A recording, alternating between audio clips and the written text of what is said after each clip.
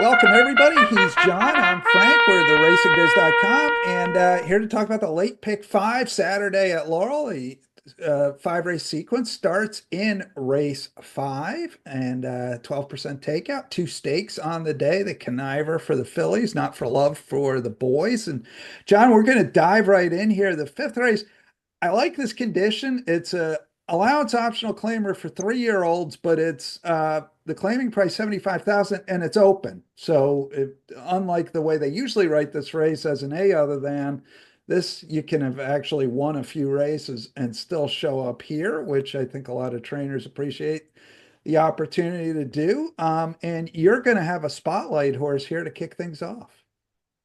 Yes, I'm going too deep in this leg. And the one horse I think is a little more interesting is the one Tip Line for Uriah St. Louis, Michael Sanchez named to ride as of recording time. This one's form has been pretty badly obscured in her last few starts, but I think she has a lot of ability somewhere. She was very impressive on debut back at Parks on October 7th, came from off the pace, one of the few horses to come from off the pace and win that day at Parks. She had a run on the far turn. She was blocked, had nowhere to go. Finally got an opening at the top of the stretch. Francisco Martinez kept her on the inside, shot through, and won by 8.5 lengths going away. Ran an impressive Brisnet figure that day of 77. She tried the tempted next time out, didn't go so well. Then was ambitiously placed in the Demoiselle, didn't do well there either. Really didn't handle a sloppy track in the Future Stars in her fourth start. Will be in that day. She's had some time off, got in a workout at Park recently, went 4 furlongs in 50 and 2/5. I'm not quite sure how she'll do here since it is her first start off the layoff, but I think she is a lot better than her recent races make her look. I think she's a must use to add some value on your ticket. I'll use her. And number 7, Malibu Hoot, a full sister to Malibu Moonshine, who we'll see in the Conniver. This one ran a game second on a speed bias track to Gate to Wire winner Safe Trust last time out. She showed a lot of promise on this track with some stakes placings here. I think she'll set a nice trip just off the leaders. That's the fifth. John's going 1-7 there. Tip Line off the sharp debut. No love for Scara Fire, who has been beaten a couple lengths in a couple of recent stakes and won the Maryland Million last season. But also another usable horse if one is inclined. Let's head to the sixth race. Maiden 30s here going a mile. These are our 3-year-old fillies. And John, you're going to go 3 deep here with the 2, the 3, and the 6. Missy's Map, Poor Man's Lady for Elise. You kind of got him surrounded with one horse rising off a decent try and a couple others dropping. Yeah, I've used pretty much everybody who's shown at least a little bit of ability. Missy's Map made a nice move last time out, ended up losing by just 3 parts of length. She'll do well at a mile. Poor Man's Lady is in improving form, as is for Elise, who gets Lasix for the first time. I'm using those 3 and trying to beat number 8, Wisp, a Grand Motion first-time starter. Motion horses always get overbet here. He's not that great with first-time starters. I'm hoping she takes a lot of money, and I can beat her driving up my price. Yeah, I think I'd be inclined in the same direction as you are here. Graham generally does well, but he doesn't really do all that well with maiden claimers first time out. He's 2 for 15 debuting horses in maiden claiming company on the dirt in the last 5 years. So not a great record there. And a lot of times he's another one. A lot of times his horses improve second time out. So might be one to keep an eye on in a race or two. On to the 7th. That's the Conniver for Maryland restricted fillies and mares going 7/8 of a mile. You've got to cast the thousands here. And as we're talking about off air, I might even add one to it. But talk about you've got 6 of them in here. 6 out of 10. It's a very wide open race, and as we did say, I think you could make a case for going even deeper.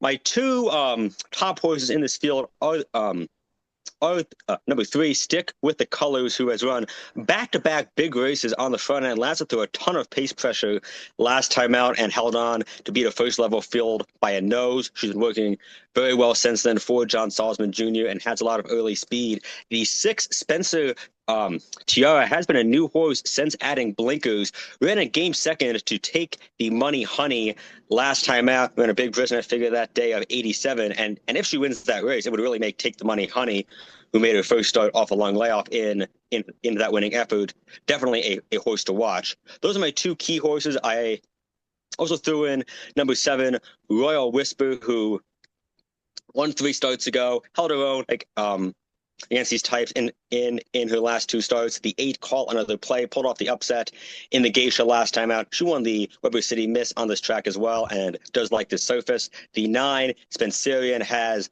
great closing speed. And number 10 Bourbon Bombay was a game second in the Willa on the Move to the very speedy Ms. Buchero, 3 starts back. The ability's in there somewhere. J-Rod gets aboard for the first time. I think she's definitely worth using if you're spreading. Spreading in the 7th, the Conniver. He's going to go the other direction in the 8th. The 8th is the Not for Love for Maryland restricted 4-year-olds and up, going 6 furlongs. This is an interesting heat, I think, John. Usually, I feel like in 6 furlong races, you want a horse that sort of is proven at 6 furlong races. And this is a field where you've got a couple of horses, including your key horse, that are clearly better horses, not proven at 6 furlongs, and then some other horses that aren't quite as good, but 6 furlongs is their distance. So it's kind of for me, I'm looking at this as kind of a wrestling match here between how much do I care about proven ability at 6 furlongs. You land on speediness as your top horse here. Yeah, as you said, this race is a real conundrum because the best horses in this race are not pure 6 furlong horses. In the case of speediness, will spotlight his last win going 7 furlongs. That was as a 2-year-old back in October of 2023.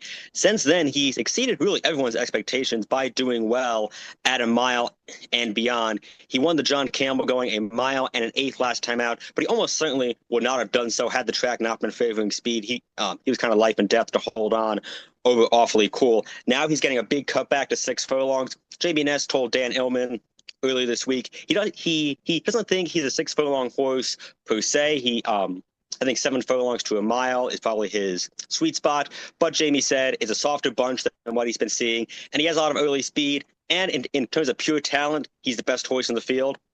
I think if you don't single him, you'd have to spread out pretty far in this one because there are quite a few horses who do have decent 6 furlong form, and that would drive up the cost of the ticket. And again, on pure talent, speediness is the best horse in this field. So I don't really want to spread against him and then watch him go gate to wire at 3 to 5 and feel like a chump. I'll use him here and watch him go gate to wire and set myself up nicely for the last leg. Well, it's also the other thing with him is he figures as the speed of the speed here. He should be in front early. And the last time he went shorter than a mile was in the city of Laurel back in November, and he was first and second through the first 3 calls there, including he was first after 6 furlongs in 109 and 4. If he goes 109 and 4 here, he'll win this race. And he was second ahead after a half mile and 44 and change.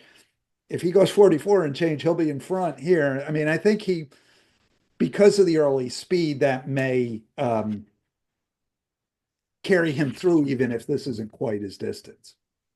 Right. I mean, he has the best early pace figures in this field by a mile. He ran a gigantic race in the city of Laurel, dueled head-to-head with Celtic Contender, a very nice horse in his own right, the whole way. Only lost to him by a nose. I mean, as you said, if he goes a half in 44 and 4, he'll be in front by 5 at the top of the stretch. Like, there's no one who can run with him early. So I think just that pace advantage alone makes him very tough to beat.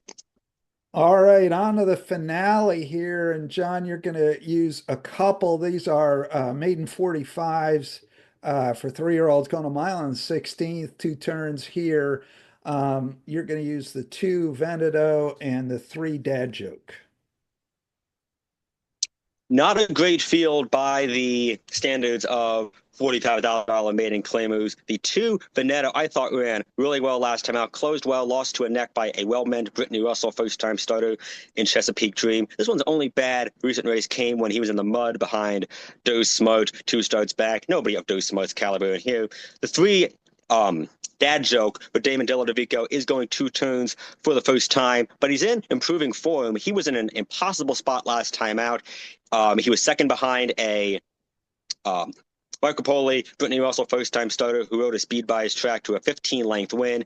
Dad joke had no hope of catching up, but given circumstances, he ran about as well as he could. He closed well. He was a clear-cut second. If he handles the distance, he'll be in with a shot. And he doesn't have to love a mile and a 16th to beat this field either.